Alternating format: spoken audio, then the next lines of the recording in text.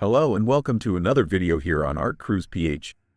In this video, we will be unboxing the DJI Osmo Action 3 camera and a Sandisk Extreme SD card. I've been considering buying an action camera for a while but held off because the Osmo Action 4 is priced at 25,000 pesos or 428 United States dollars. And the Insta360 X3 is around the same price range. I didn't care much for the GoPro Hero 12 due to its overheating issues, which I didn't want to deal with. However, I happened to pass by a Photoline branch at SM Butuan and saw a brand new Osmo Action 3 on display for only 11,190 pesos or 192 United States dollars.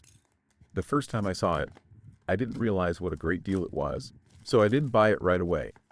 I wanted to research the camera first.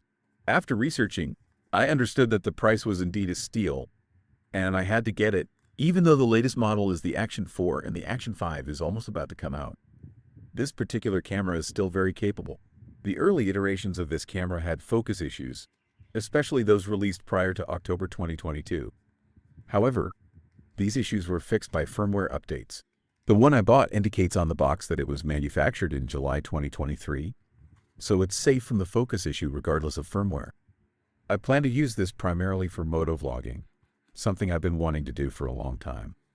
Initially, I had a problem finding the appropriate SD card for this camera, as it requires a Sandisk Extreme or Sandisk Extreme Pro. Using something like a Sandisk Ultra, which was the most commonly available at SM Cyberzone in Butuan, can cause issues.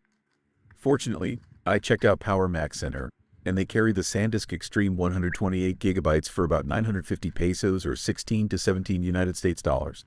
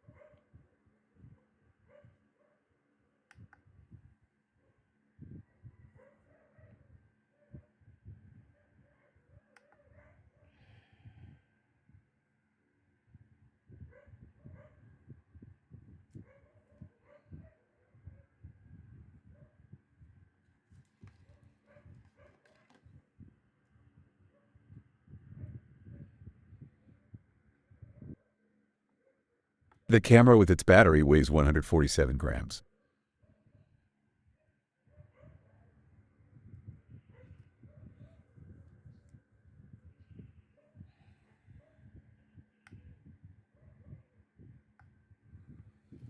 So yeah, that's it.